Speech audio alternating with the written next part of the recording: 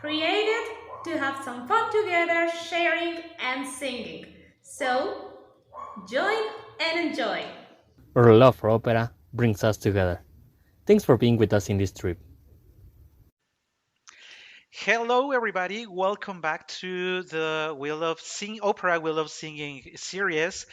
As you know, if you have heard our previous program, we started a very short cycle, this very first short cycle of two programs, talking about Maria Callas' performances, live performances on stage. Our first program was mainly on the bel canto roles. We have already talked about Donizetti, Rossini, and Bellini mainly, as well as Cherubini. But now we are talking about, in this second program, we are talking about those heavier roles, even though we are going to talk about the bel cantista Verdi, which is the way that I like to call to those roles from Maestro Verdi. Again, people, you know me, I love Verdi. For me, Verdi is the ultimate composer, the way he addresses to human emotions. So I know I am biased towards Verdi. Hope you can forgive me for that. But also remember that on the subject of Maria Callas, we are also for this second program. Sofia agreed to be with us again. Sofia, who recently, published a work uh, a massive work on this biography on the subject of the Centennial of Maria Callas. She has agreed to be with us once again. Thank you very much for joining us on this program, Sofia. Thank you so much for having me, Ricardo. And let's get started. If you agree, let's start talking then about Maria Callas and her performances. Uh, the roles she actually performed, written by Maestro Verdi. Why don't we start talking about? I know, and this is known to everybody. People may not know who Maria Callas was, but people know about the Aida, and Hmm. moreover the hyper famous C flat of her Aida in Mexico City. So people may not know who Radames is. People may not know about Altneris, may not know about Verdi, but people know about Aida and Maria Callas. Tell us a little about this Aida, Sofia. Well, the E flat is super famous. I mentioned on the last podcast, Callas did not like interpolations of high notes just for the sake of it. So the first time that musicologist Antonio Carrasa Campos, I think he was director. I Director think of the he was Opera de Bellas direct. Artes. Yeah, he Yeah. was exactly. Yeah. So sometimes I confuse him with the other Carlos Diaz Dupont. Who, anyway, yeah, he was director of the Palacio de Bellas Artes. He wanted her to interpolate the high note. He referenced Angela Peralta, but I actually only learned from your podcast that Callas researched Angela Peralta, wanted to know more about her, because what I heard and read about this was that she was very, very reluctant to do it. But Lieutenant Kurt Baum was being very, um, shall we say, belligerent, Belligerent. and she ended up doing it. Yes, she ended up doing it. It when you hear it, it lasts really long as well. It completely exceeds the what what it's supposed to, and yeah, the public goes wild. Kurt Baum got very angry and apparently trod all over her veils, but eventually he got over it. And about this, Callas wrote in a letter to her then husband, Giovanni Battista Meneghini, she wrote, Baum also tried the note, but his was in falsetto and mine was real, so it was mine everybody heard with regard to the high E flat. In terms of, yeah, sorry, go on. I wanted to mention something. It was sort at the beginning. It was a sort of a revenge Mm-hmm. for the behavior of this. Sometimes these, even though they are professional relationships among singers, they can be hard, and so that was the Mm-hmm. case for that Aida in Mexico City. But moreover, it is not only that E flat at the end of the concertante. If you listen to her Aidas, the one with Kurt Baum and the one with Del Monaco, it is Hmm. like Olympics competition. They are Absolutely. competing in volume, in the duration of the notes. I don't have the reference at hand, but I recall Yeah. that even Maria said that was not art. It was not art. Yes. It was just, a display of our Yes. vocal possibilities. What else do Hmm. you have on that subject? Well, that's a huge subject in the Callas law because she would eventually refer to these early Mexico and Argentinian recording. Well, there aren't recordings from. I mean, she would refer to her Latin American period as the wildcat recordings when she was doing crazy things with her voice. And yeah, she takes liberties that are not very tasteful. And she would get rid of that eventually. But she was trying very hard to build a career. It was very difficult for her. She was not popular yet. She had had a successful career in wartime Athens and then moved back to New York in 1945 and found out that that successful career meant absolutely nothing there. So she did spend a while inserting these high notes. You don't tend to find it much, thankfully, in the later La Scala live recordings, and you definitely don't find it in the studio recordings because she herself would say that she would quote Rossini. She would say, Rossini said, opera would be great if there were no singers, meaning that there are all these egos that want to insert high notes and cadences everywhere just to show off. And she wasn't going to settle for that. So about 53 onwards, definitely, and late 52, she starts to get rid of that. And it's expelled from her on stage persona, which I think is a great thing.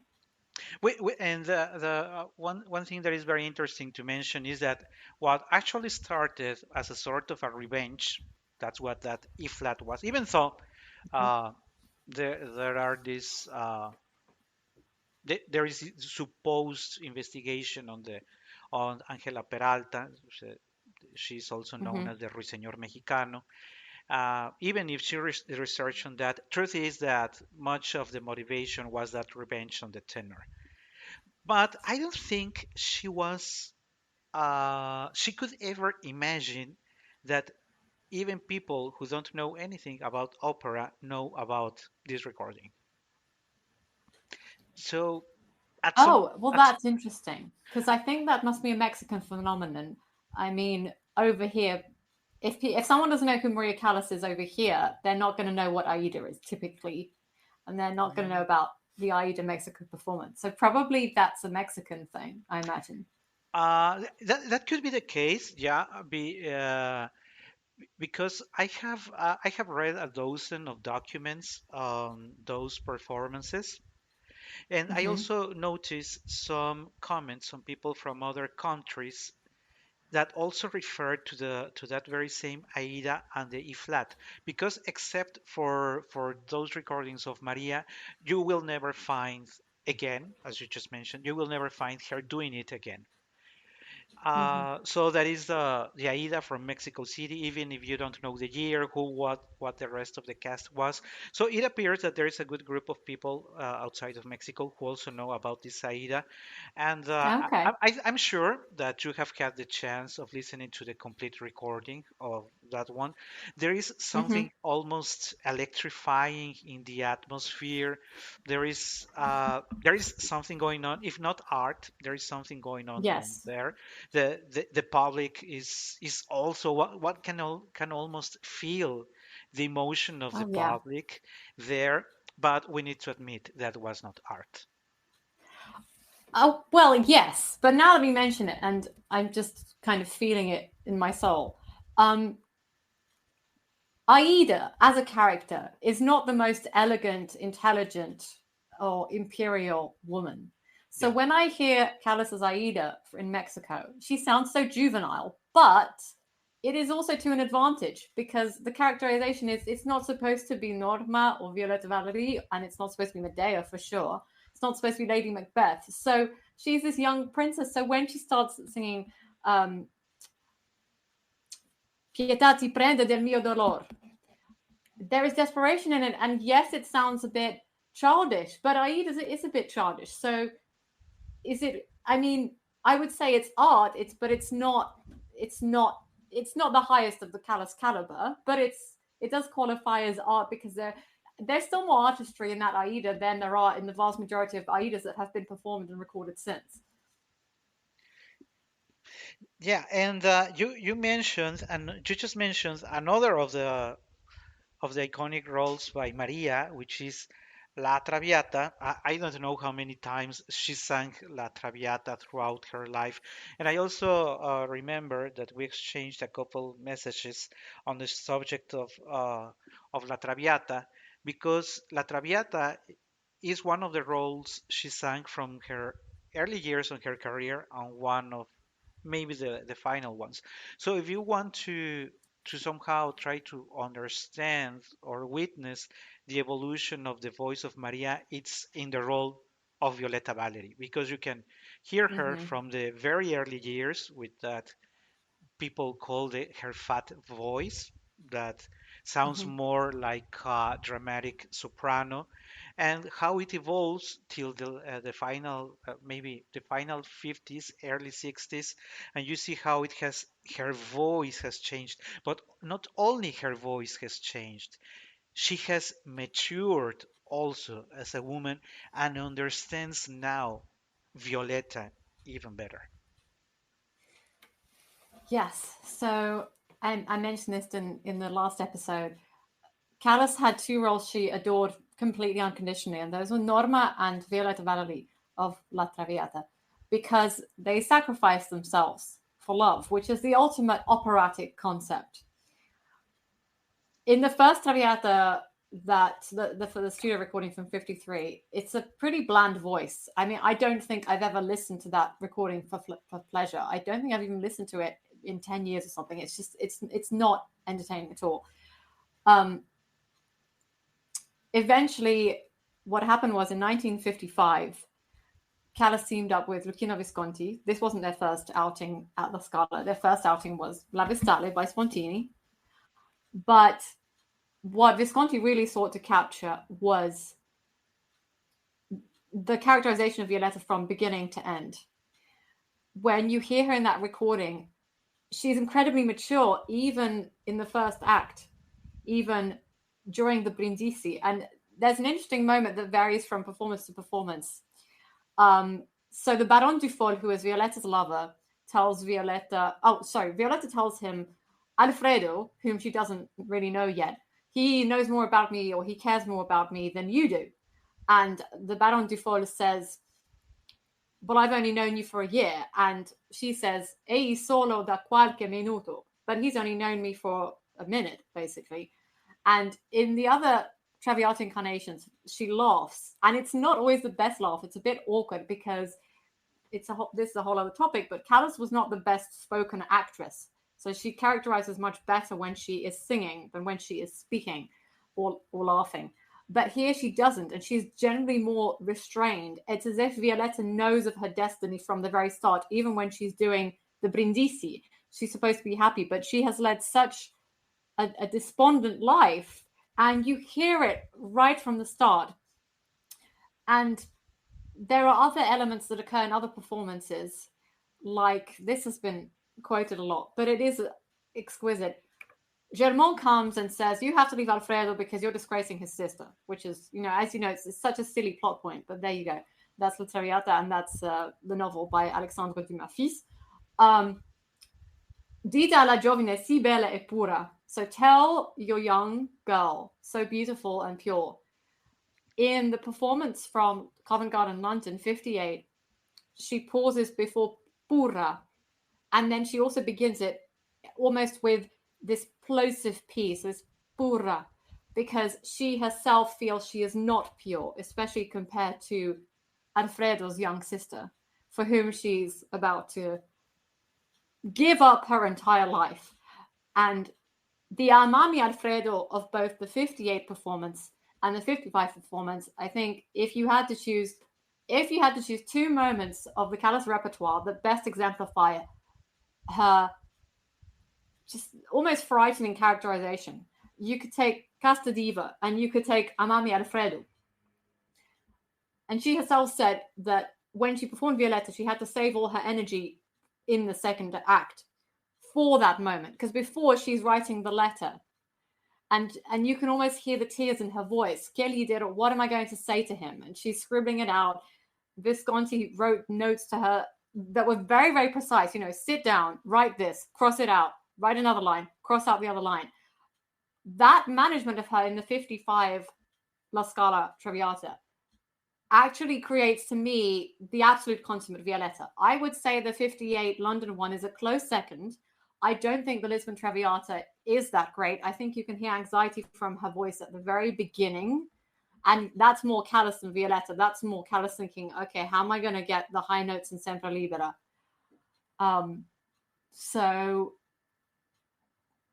Another interesting thing I should mention is every time she dies as Violetta, which even in the Lisbon Traviata, although it's, in my mind, it's a poorer incarnation, that ecstasy that Violetta feels in Me rinasce un insolito vigor, in me is being reborn, an unusual strength, because that's what consumption victims feel before they die. Apparently, legend has it, they feel this surge of strength.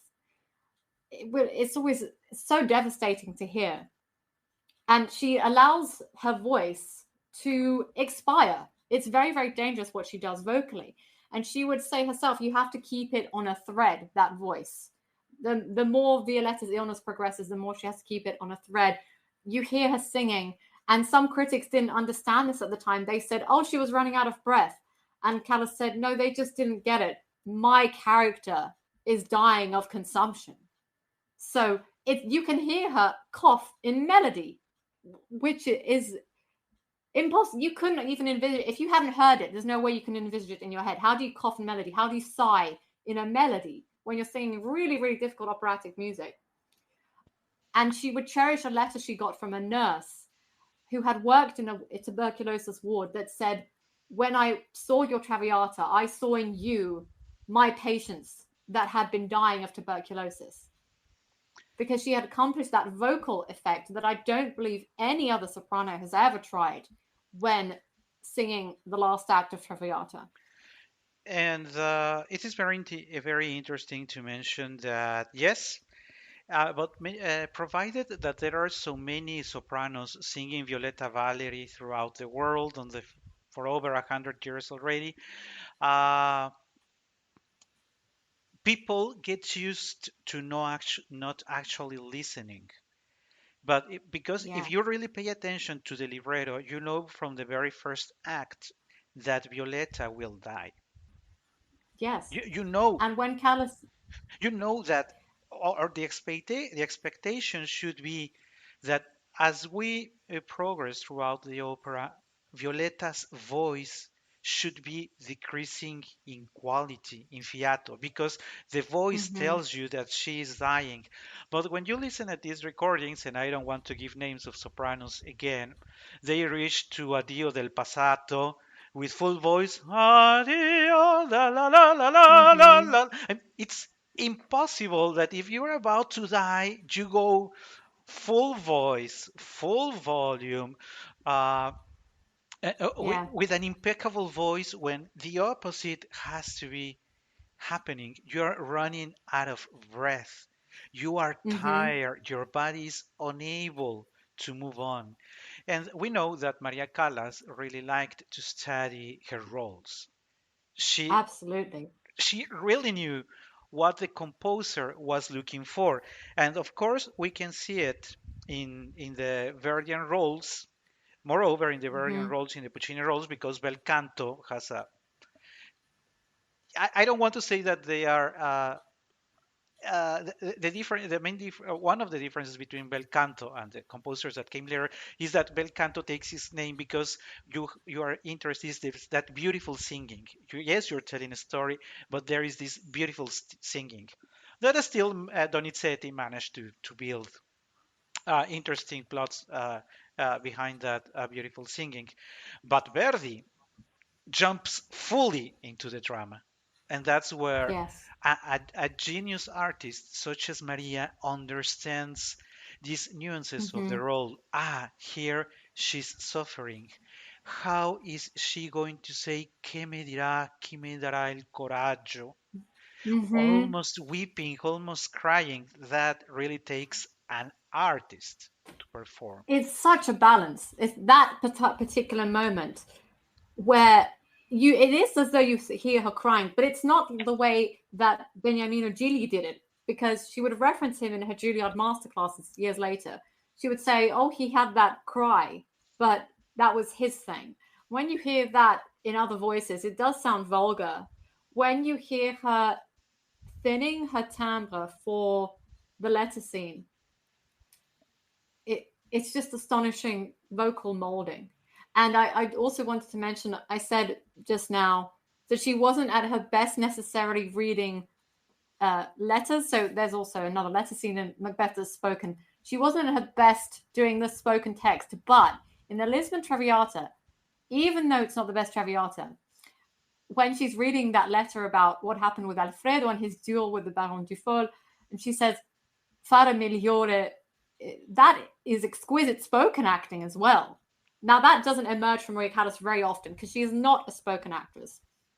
I also think her film Medea from '69 was not great. She was not great in it. However, there are particular moments, including that one, where it's amazing. It's like Violetta's disoriented, but she's just about lucid enough to be reading the letter. She understands what's happened. And then she says, "Che tardi." And it's just, it's impossible to describe.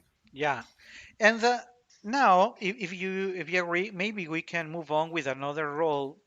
Uh, and I think it's unfair that Macbeth should be on stages and on theaters more often. But I also understand that Yes. Macbeth is such a difficult role to sing. It takes a voice, same case as Abigail. We will be talking about Nabucco, but Macbeth is also not an easy role to sing.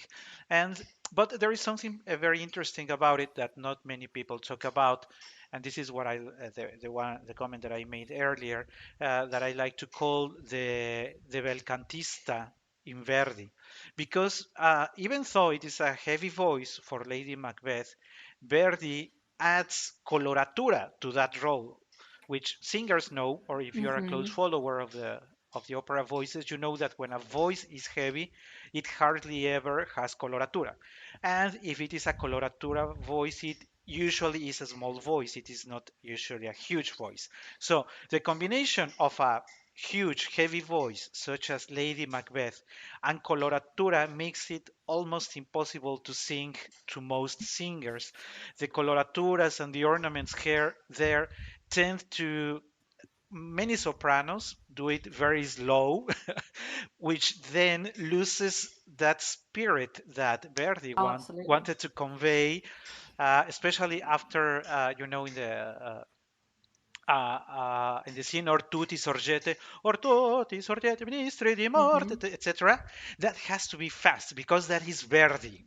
That's the Yeah. intention that he wants. But when the soprano goes slow, has asked the director, please, director, go a little slow because I have difficulties in all these ornaments, then Lady Macbeth, for me, starts losing sense.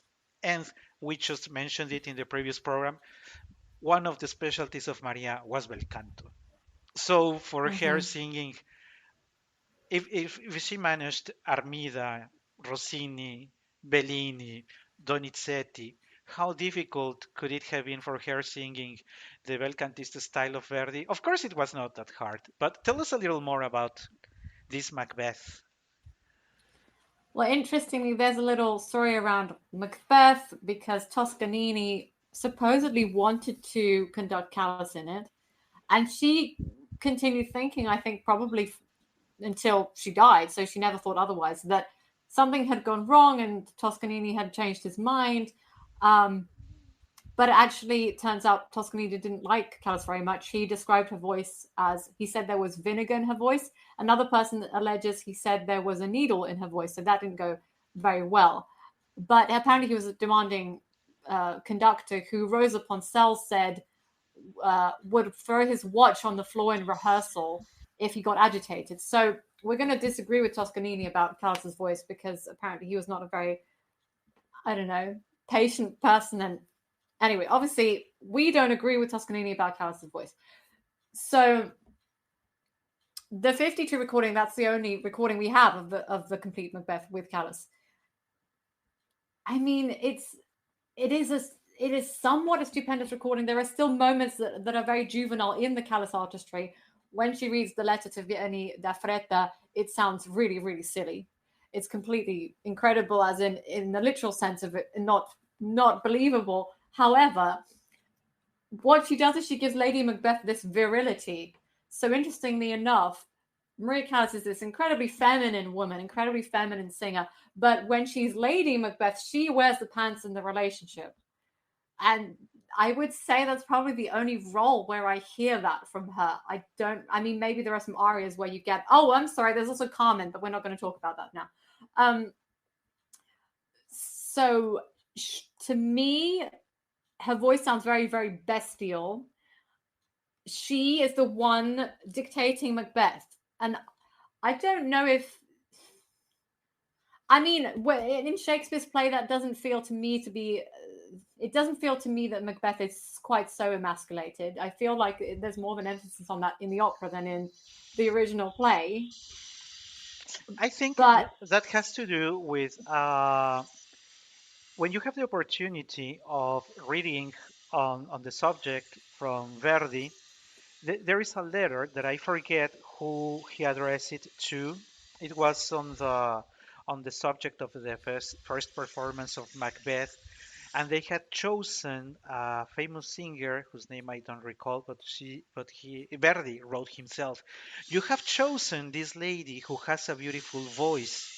Lady Macbeth is not even supposed to sing. She is darkness. For Verdi, the way Verdi liked to see the role of Lady Macbeth was pure evil. And from my perspective, mhm, is that's what Callas understood from the writing of Macbeth. The voice was not supposed to sound nice. People is not there to love absolutely. Lady Macbeth. People is just to say, I mean, this woman is so evil that she's encouraging her husband to kill a king and then Hmm. kill again and then do something else. So Lady Macbeth is poor evil, but that has to do, sorry to insist, from my perspective, more on the perspective of Verdi for Hmm. Lady Macbeth. Yeah, he Uh, said it should be a black voice. What did he say? Choked voice? he said, if I remember, well, translated from Italian, Lady Macbeth is not even supposed to sing. Okay. Her voice must be dark. Hmm. Yes. She must be even yelling with a creepy voice. Yes. And maybe people, you don't know how hard it is to record a live program such as the one where we did the two programs that we did with Sophia, putting all that information to keep the conversation going can be hard. And of course, mistakes can happen. That always happens with that kind of recordings. Going live is always a challenge. And unfortunately, there is a mistake that I had a conversation with Sophia, that we agreed that we wanted to make an edit to the original program because a mistake was made during this reference to Macbeth. So let me tell you what the mistake was and what we should be saying. So in the discussion of Macbeth, I started mentioning Callas, and then Sophia supported the comment mentioning that Callas had recorded Una macchia qui tuttora, and Vienita Fretta in 1964 as a part of an album that would eventually be released as Callas by request. But unfortunately, that is a mistake. The correct information is that Maria recorded other Verdi arias, but not this. When thinking of the superior Lady Macbeth renditions, Sophia was thinking of the Vienita Fretta from the May 15, 1951 in the Hammer concert and La Luce Langue, which is from the concert in London in February 27, 1962. Maria's last rendition to be recorded of Una Macchia was from the September 1959, September the 24th, 1959, in the London concert. But the recording quality, unfortunately, wasn't good. It was poor. I wanted to make this correction after the program, so I am adding it. Hopefully, it does not distract you that much. Our apologies for the mistake, but please understand that sometimes live recordings can be hard. Thank you for your understanding. Perfectly technically that she wasn't in the character, and I think the Una Macchia from then is not very interesting. The Vieni da Fretta is much more charged with anxiety, but the Una Macchia from much later, from 64, is much more interesting, in my opinion. And maybe now that we have talked about this very particular voice that Lady Macbeth requires, we can talk now also about Nabucco, because Abigail is also another, well, Maestro Verdi did a great job in writing difficult roles for the sopranos, and Abigail has that very difficult role to sing. Not many sopranos willing to go for them, and Callas really didn't sing it that much. I feel she really didn't enjoy the role. What do you think, Sophia? So, Abigail, she regarded as a pyrotechnical role, and I mentioned in the last episode that she would advise Montserrat Caballé not to sing it because it was hazardous. She said she wrote to her then husband Meneghini that Nabucco is a big ball. She was also singing it initially with Vittorio Gui, who she says was a bad conductor, and I completely agree. I think the conducting for that live recording is terrible. There was a very lovely description by William Weaver of her being very regal in this role, but I don't think she liked Anch'io Discuso un giorno. Uh-huh. I think it is. It's one of. So earlier we were saying that Aida wasn't art. I would say this is much closer to not being art than the 51 Aida. This Nabucco that we have. And because there is also a not written note, she also extrapolates a note at the end of the duet with the baritone, with Nabucco himself. In fact, there is also this long duet between the two of them, right after in van de perdona, and she says in van, and then she goes. Yeah. I don't remember if it is also an E flat or it is a D. I don't recall the note, but it is an interpolated note that even though one may like or not like that note, is that what I feel, and I remember that the first time I heard that duet was in a radio program. I remember that the conductor of the radio program said, one feels as if Abigail actually jumped over Nabucco, trying to kill him with her voice. Because when you listen to Maria saying in van, and goes for the you really believe that she's trying to kill Nabucco on the stage with her voice. She's very upset. Abigail is a role like even though I don't like the way it is written, not only because it has lots of pyrotechnics, I think it also makes Maestro Verdi makes us dislike Abigail from the beginning. But for me, it's like she's always overacting. She's always very upset, and but in that particular duet, I think even though it is not written, that note is not written, I think it works. And we have to admit that people in opera love high notes. We have mentioned it a good number of times with Katya in the programs. You may have sung the whole aria loudly. Maybe you didn't do a good job in the aria. But if your high note is good, people is going to love it. And this is what happens with this duet. Yeah, it's a B flat. And she wrote to Meneghini, she said the duet went splendidly. And that this is in reference to the recording we have from December 49.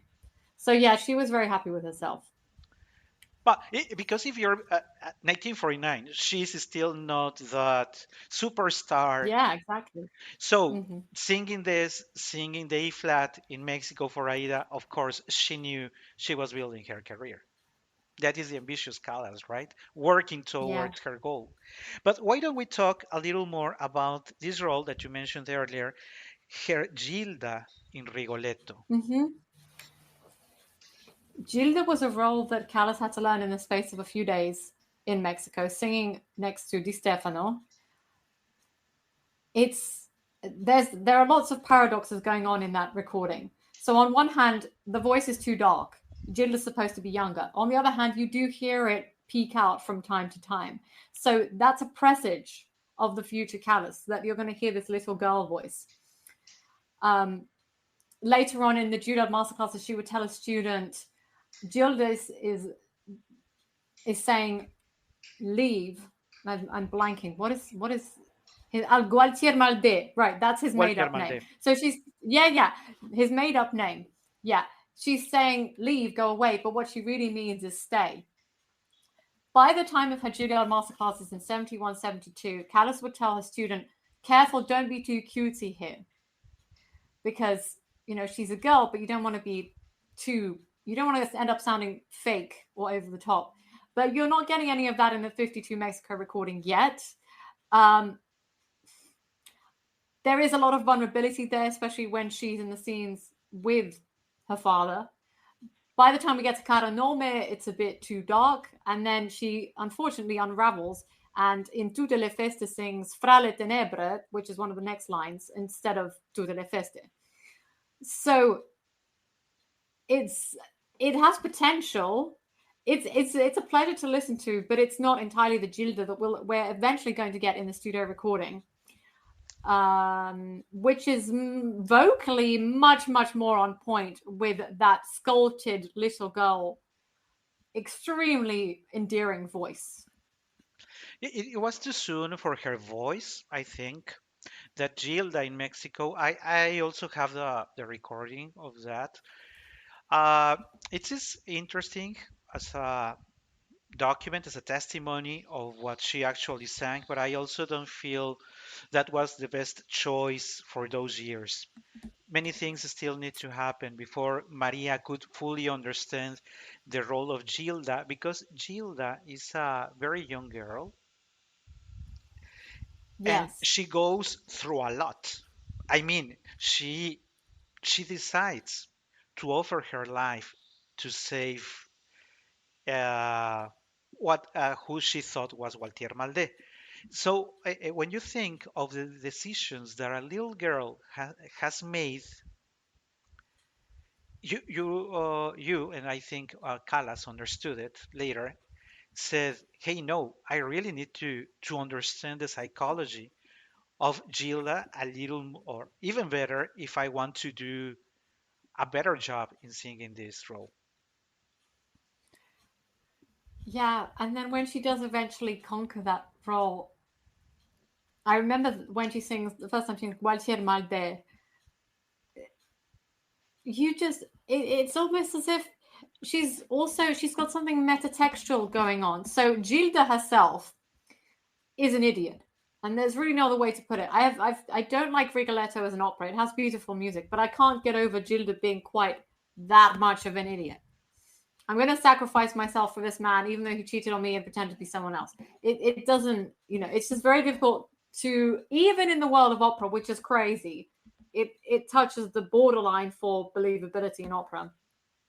But the way the first time Gilda sings that name, it's almost as if Callas is introducing an omen into that world, just for us as the operatic listeners or spectators. Because we know what's going to happen. The vast majority of people at Rigoletto know what's going to happen. But there's this feeling that everything is going to go wrong. And then in this, there's almost another strange paradox. It's actually the total opposite of Chocho San. when Callas sings Chocho-san, the voice gets heavier and darker because Chocho-san becomes a mother, because she realizes she has to kill herself. Although, again, I mean, it kind of seems silly to us from a psychological perspective, but she becomes mature. When Callas sings Gilda in the eventual studio recording, it's almost as Gilda, even though she's going through all these life events, she remains immature, or she even becomes more vulnerable when she's apologizing, when her father comes and she says padre, and it's almost like there's this little trill on the part of padre, because this girl is excited her father is home, even though she's already contemplating completely giving herself to this scoundrel. And I think that we also need to talk now about Il Trovatore, because Rigoletto, Traviata, and Il Trovatore are the three operas, the very well-known group of three operas by Maestro Verdi. And even though they are very close together in the year of the compositions, they are so very different, because Il Trovatore, besides having a very questionable plot, it sends us back to the Verdi that likes to write more like in the belcantista style. The first act, Yes. the duet, which by the way, the terzetto, with which it wraps up the first act, I think it's very lovable. Ta, ta, ta, ta, ta, and each of them following his lines. But it is like if Maestro Verdi had jumped in his style of composition several years ago in the past, because he was, if you compare the way Violetta is written and the way Leonora is singing in Il Trovatore, it doesn't even seem to be if it is the same composer, not from the same period of time. And going back to Maria Callas being an expert in bel canto, of course, singing Leonora was not a problem for her, even though she unfortunately didn't sing that one that often.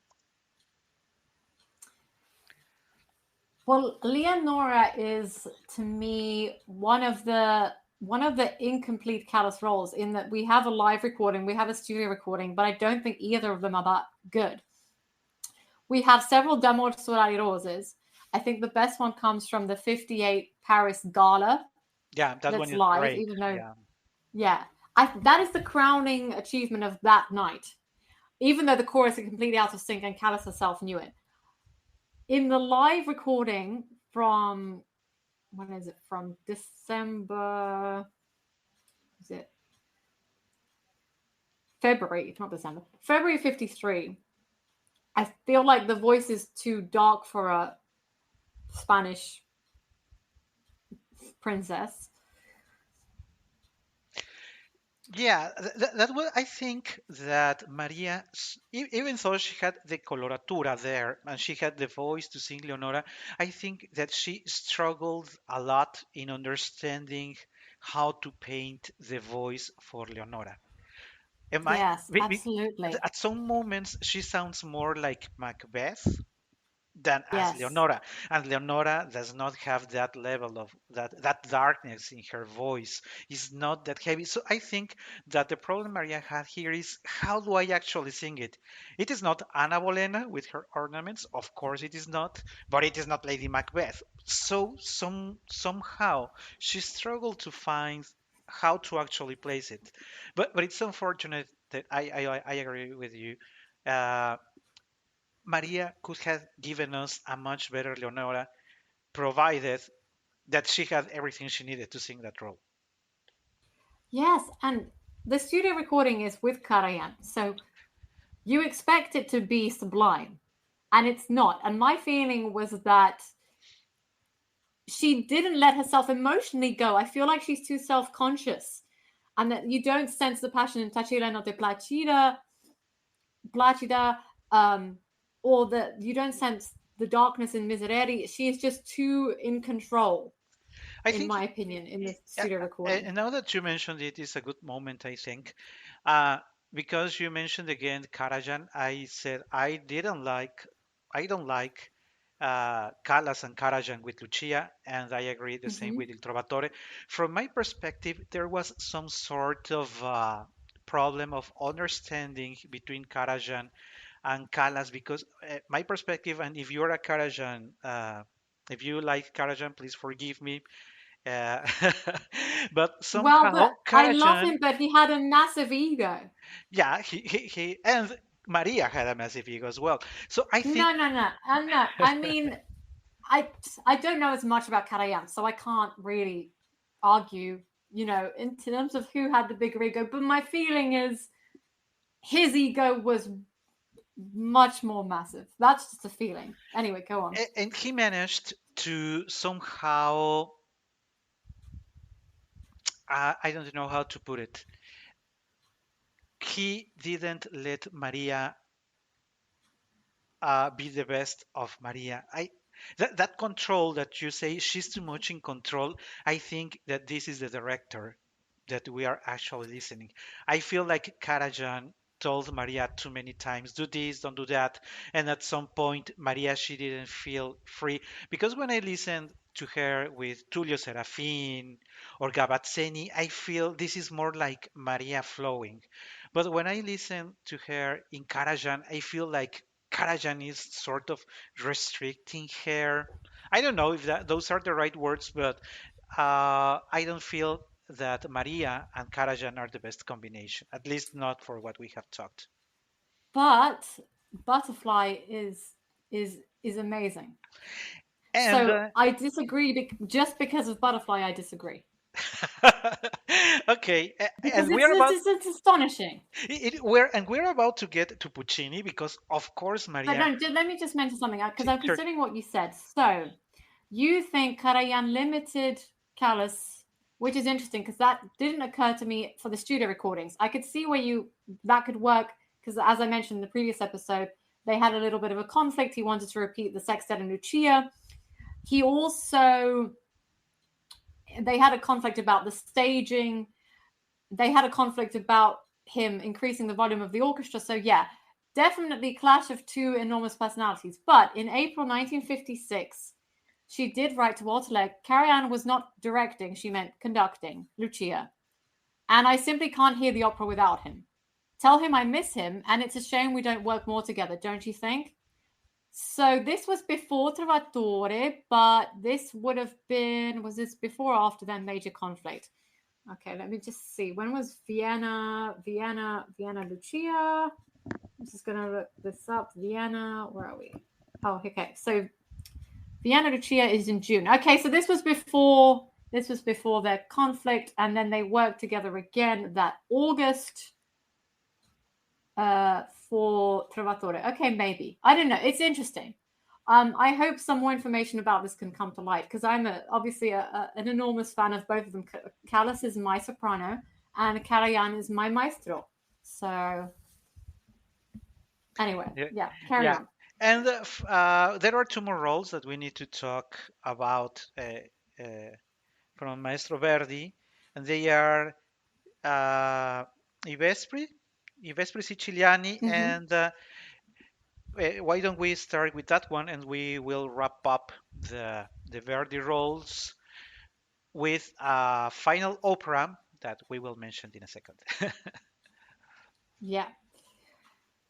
I Vespri Siciliani is another crazy coloratura role that I don't think Callas liked that much, even though she oddly, as you probably know, directed a production of I Vespri Siciliani with Di Stefano to open the restored Teatro Regio in Turin in 73.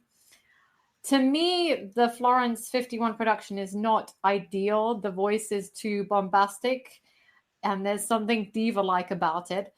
The Mercé di Lete Amici works better because she's spinning out that little girl voice a little bit.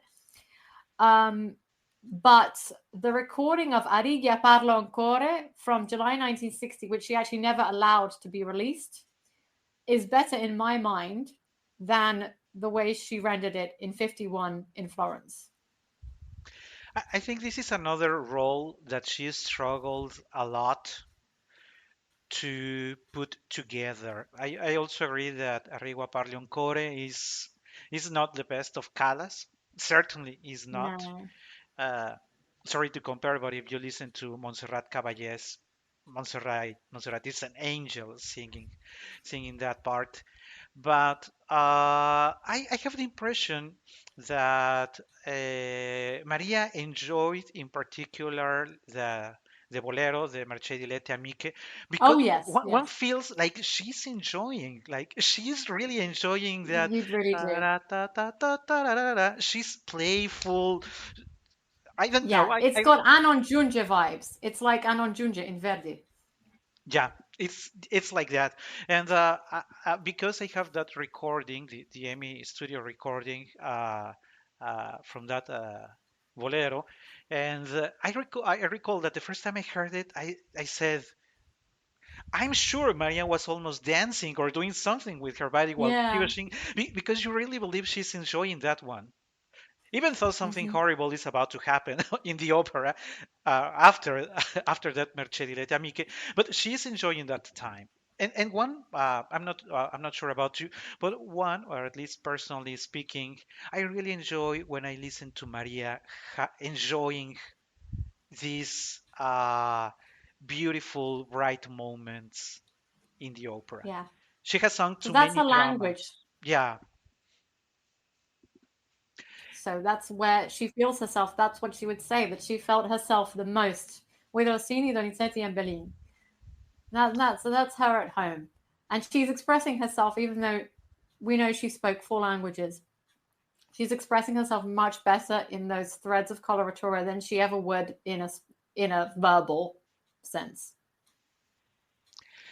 and there is a final opera. There is another opera that we need to talk about, Maestro Verdi, which she also didn't sing that often.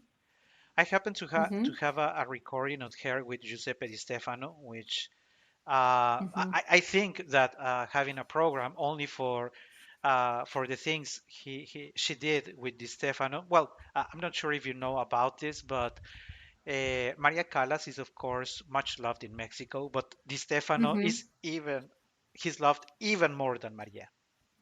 That's very interesting. There is a Yeah, group didn't of he fans. sing there later in his career as well?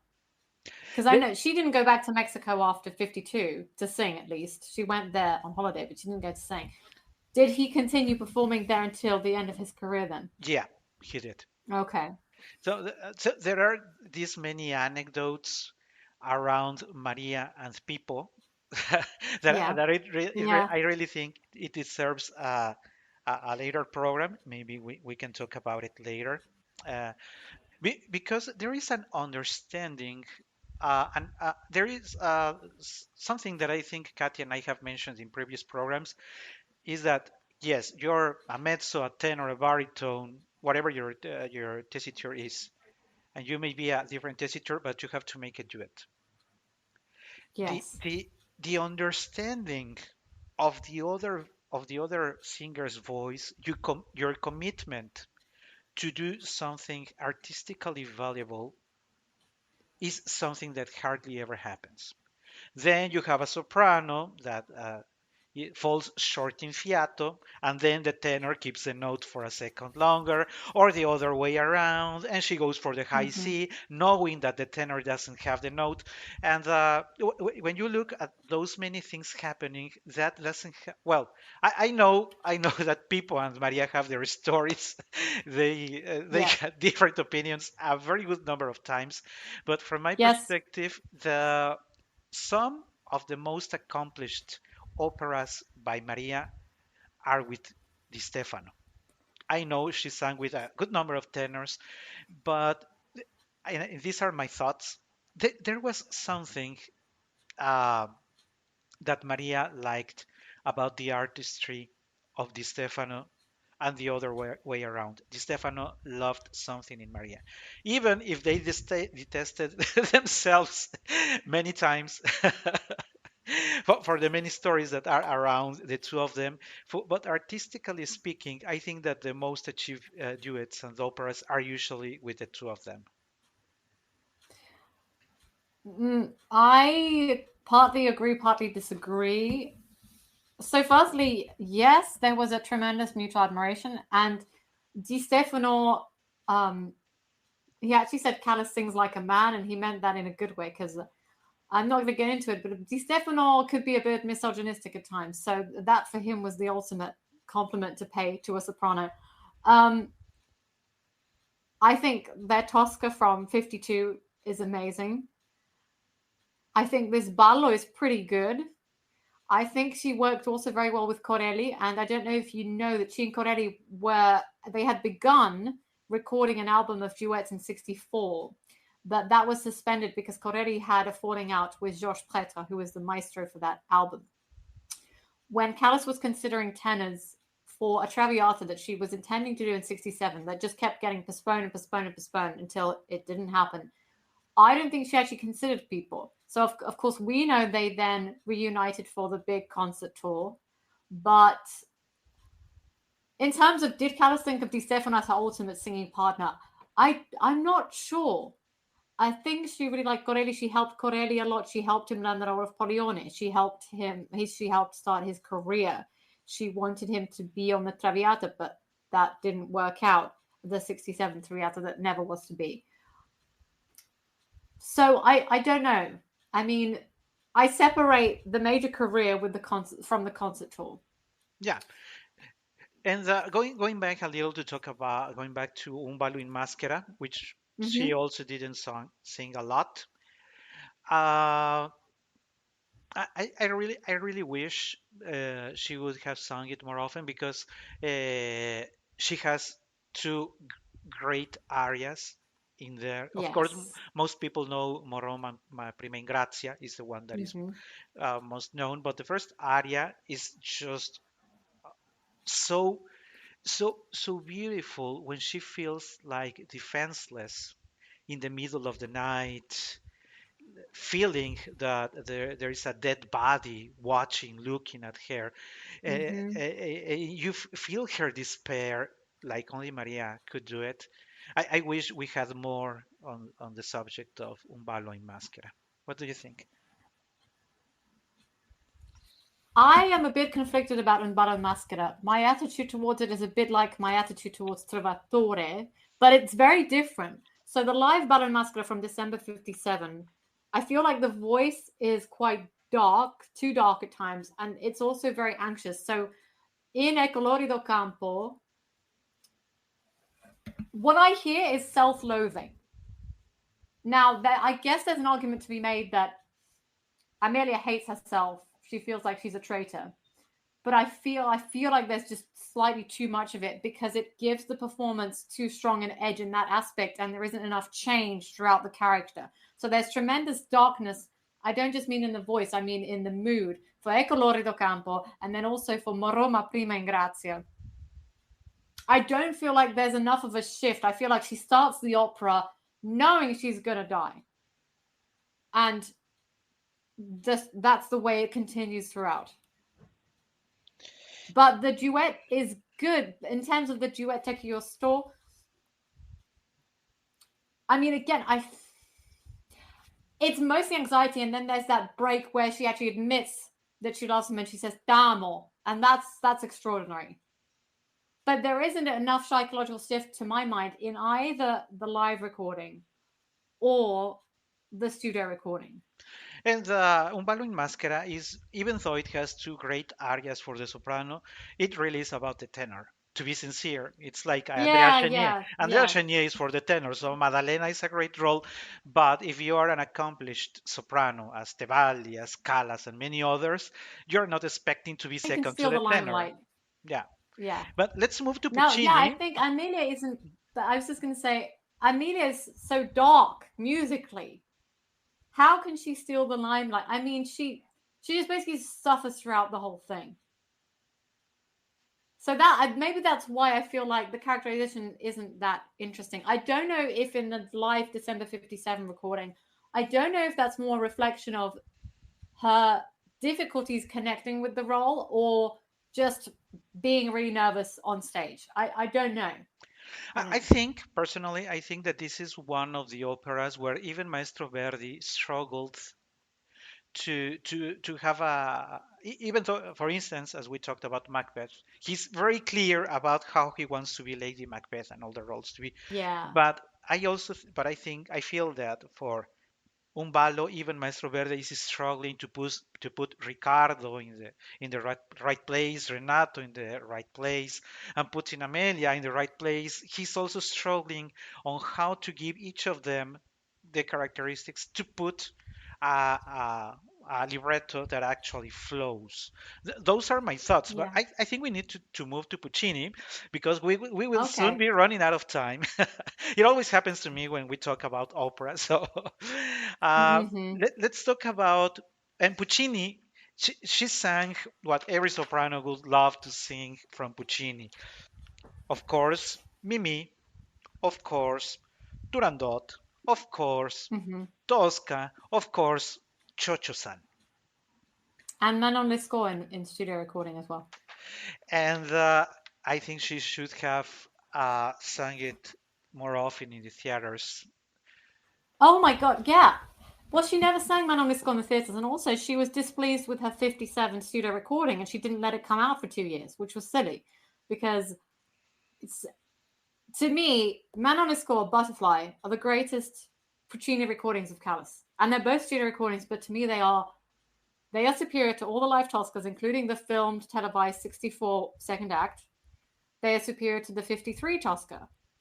So I know you wanted to keep this on live recording. So do you want to go straight to Tosca, or Or well, now that you mentioned Tosca, because this is something that I had thought of mentioning earlier.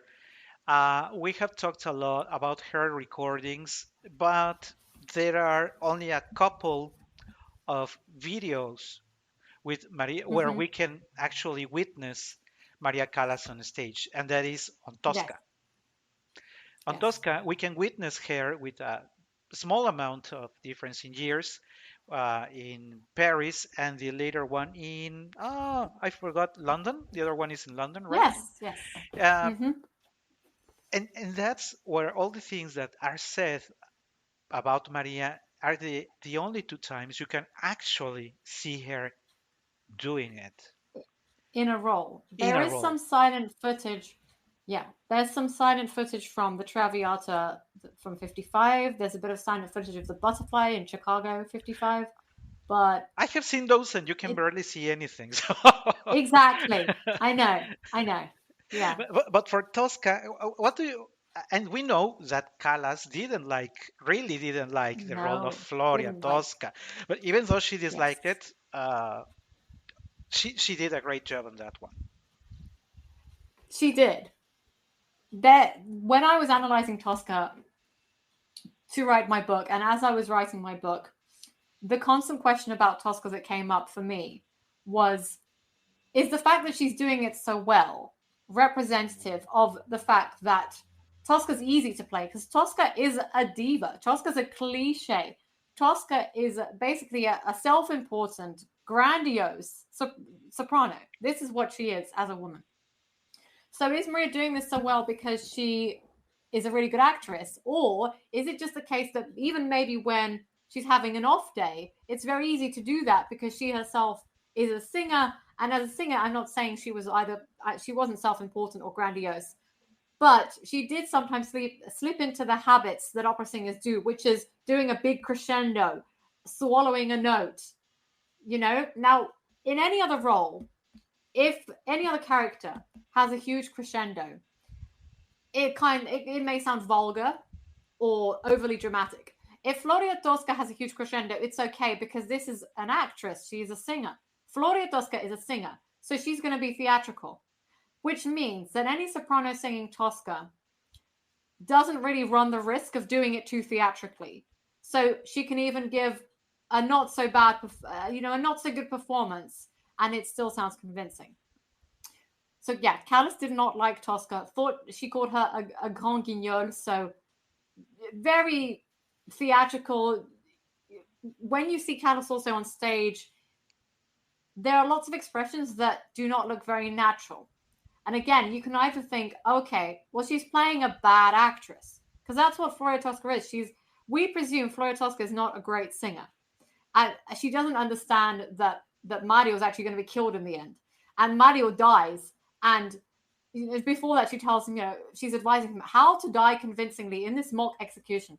And then when Mario dies, she doesn't even realize he's been shot for real. So, understandably, Floria Tosca is pretty stupid. And Maria Callas saw her as being pretty stupid. So when we see expressions on Callas's face in the 64 recording from London of the second act, when they're too broad, when they're overly theatrical, is that because she's playing her this way? Or is that because Maria Callas is not used to being filmed and being, doing big gestures because she's on stage? I don't know. I think both of them are true. I would prefer to believe that she is constructing a genuine Tosca who she knows is a bad actress. And this is something that actually Rosa Ponselle did not understand.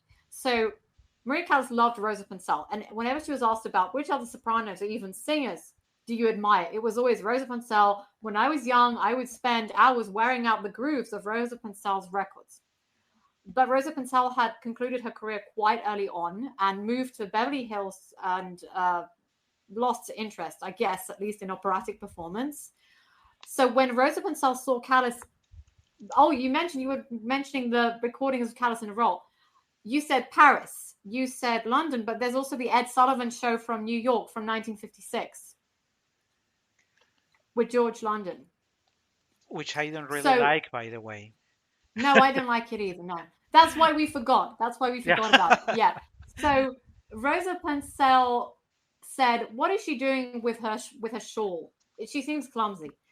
But to that, I would argue, well, this is Floria Tosca. She's not very elegant.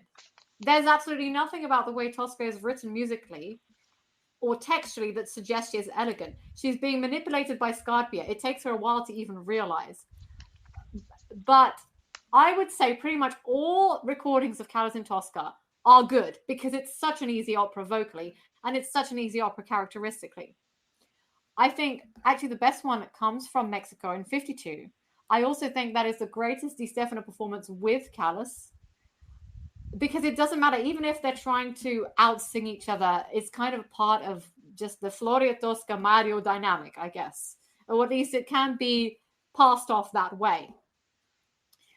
So she's very haughty. She's very demanding because that is Floria Tosca. She then evolves the role, obviously. And there is a recording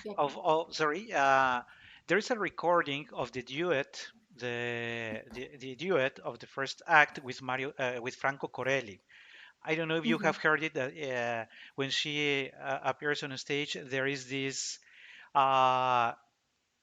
immense clamor by the spectators that even interrupt for around a minute or so. Yeah. And is that, you mean the 65? Yeah, that one. The later that one. Yeah. Personally, one can feel that Maria is not in her best vocal conditions that night. But what really touches me, well, one listens to Franco Corelli. I mean, Franco Corelli is on the top of his game that night. Yeah. So he's certainly in better conditions than Maria. But one really feels the love that the public has for Maria. And one almost feels like we want to, if not crying, also feel moved by that emotion. I have also thought, and I have talked about it with a couple of friends who are singers, and I have asked them, would you be able to sing after that demonstration of affection of the public? And they have said, I wouldn't be able to continue. I would be so moved by the love of the people that I would find it very hard to move ahead with the duet. But yes, that's why, from my perspective, that particular duet, that recording with Franco Corelli, needs to be remembered, not for the vocal conditions of Maria. Franco Corelli always sang very well, but because of the love that the public gave to Maria that night. Well, you mentioned that, and there is a quote from her about that. I believe it's that particular reception. It's Tosca in New York in 65. And she said, okay, I think I can find this because she does talk about not about struggling to continue. Just a second. I think I can find this quote. Yeah, so she said, I came out and applause started enormously. One thing I was happy about it, but the first thing I wasn't, because it stops the entrance of Tosca, which could be a very nice part of music. Though I knew it would happen, but to such an extent I never thought. I had to freeze the position that you don't know what to do about, but especially the great emotion, because I wish we weren't emotional. I mean, I really was crying and I had to sing, and that kept on for about 10 minutes during my singing. I believe that is the moment. Yeah, that's the moment you're talking about. And unfortunately, we don't have much more recordings for Puccini and Rolls. Not live recordings. Not live No. recordings, Which is unfortunately. terrible. Which, Mm-hmm. by the way,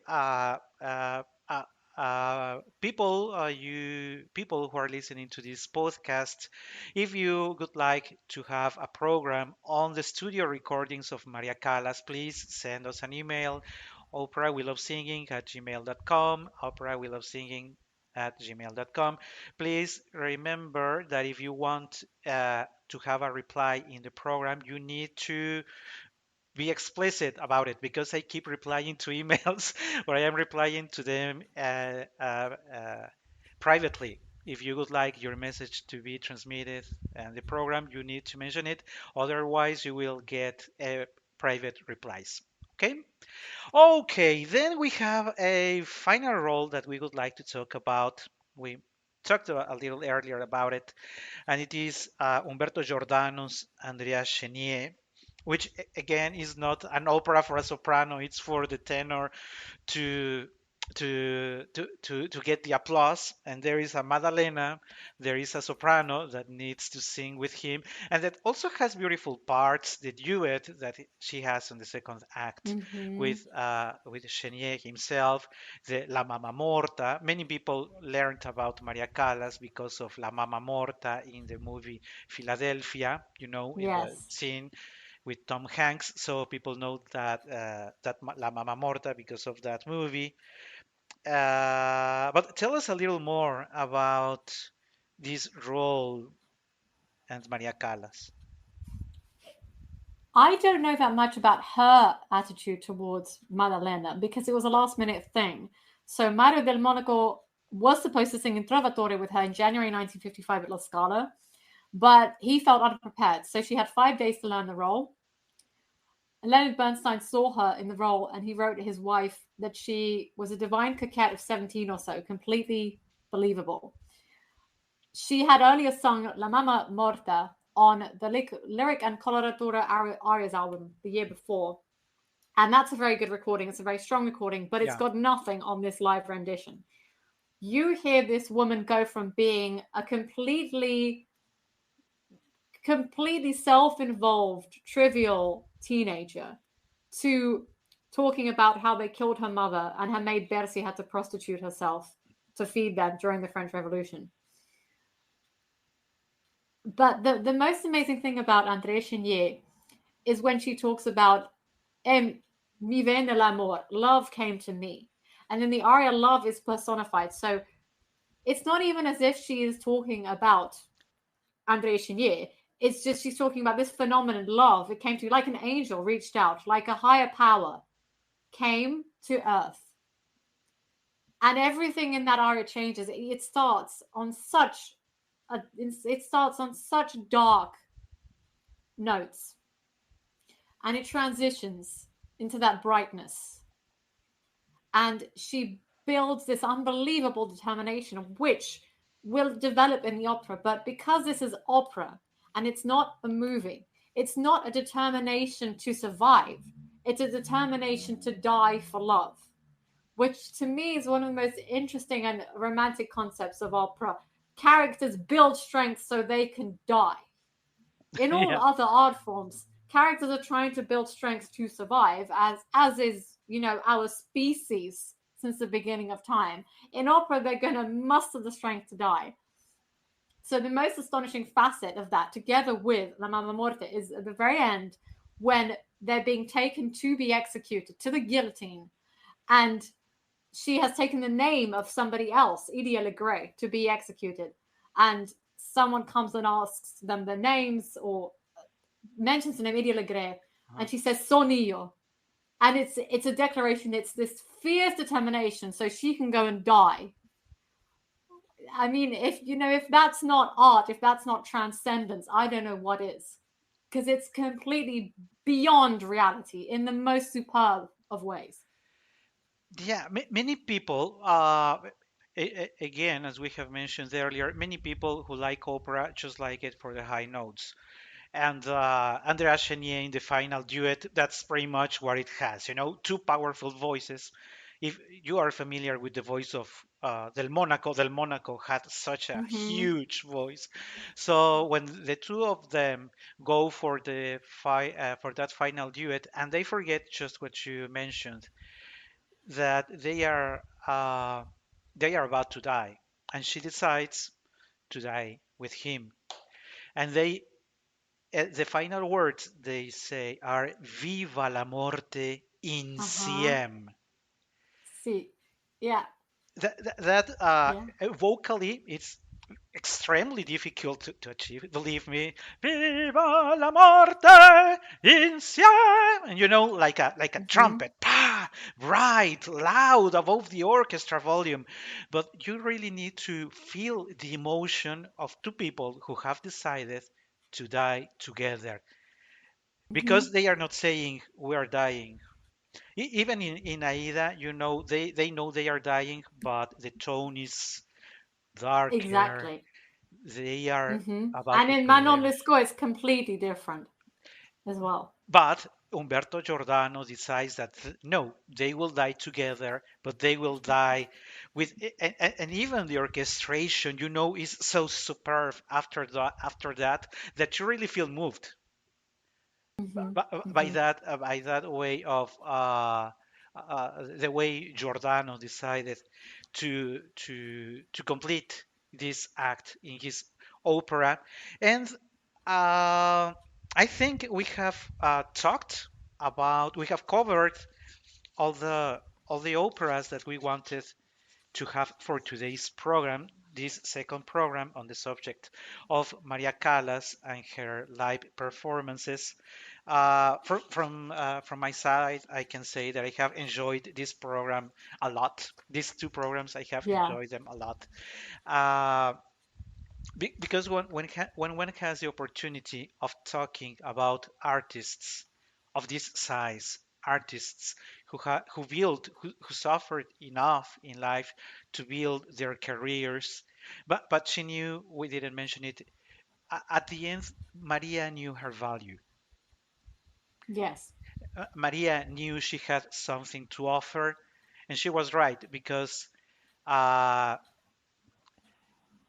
now that we have, it's been some decades after her loss, we still keep her Lucias, her Ana Bolenas, her Normas, her Toscas, her Traviatas, all her roles we still keep in our minds. And I think there will be many more decades for people who will be able to appreciate her art.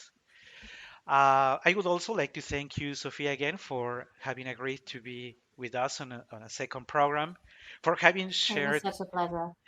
so generously the materials, this book that I would like to encourage people to look for a digital copy if outside of England. If Well, the you paperbacks are available as well in Amazon countries. So in most Amazon countries, and in Mexico, definitely. Yeah. Yeah, I think so. I'm not sure Okay, I should about know that, but I Mexico. don't. I wouldn't. I'm not Hold on a sure about. second. I can tell you. I can tell you. I can look this up because you can definitely get it in Amazon countries in Europe. The paperback. In terms of Mexico, I can tell you right now. So if you're old school like me, you prefer paperback. I like Yeah, to have the book in my hands. to turn the page, sometimes to make notes, because Oh, that's yeah, a way you unfortunately, make you it very can't get fun. it in Mexico unless you can use Amazon.com instead of Amazon.com.mx. I don't know if you do that Uh, that because I that think. that really depends on Amazon. There are times when they forward Uh-huh. us to Amazon in the US, and sometimes they say, no, the article you want to purchase is not available in your country. But I have ordered my books for people. I ordered my one of my books for someone in Kenya, which is not on Mm. Amazon at all. So, and that was via Amazon.com. So, have a go if because I don't read ebooks either. So it's strange for me to be advising people to buy an ebook. So if you want a paperback, have a go on Amazon.com if you're not in one of the paperback countries, because it might work out anyway. And I hope that everybody listening to this program enjoyed as much as we enjoyed doing it. We really look forward to make more programs on the subject of Maria Callas. We will be doing it throughout the 2024. There are a couple of topics that I would also like to cover. I suggested, Sophia, that maybe we can have a program on the Juilliard master classes, which is something that I really, really, really love. Mm-hmm. Because if you have had a chance of listening to the recordings of hers, you can listen to the actual Maria guiding singers, new singers, young singers, on how to build a given area. But that could be the subject of a later program. More programs on Maria Callas to come on the 2024. Uh, Again, thank you everybody for listening to us. This has been one of the largest episodes of our podcasts. Thank you for following us till this very last minute. I appreciate everyone's time and send you my kindest regards from Mexico. Thank you very much. Thank you, Ricardo.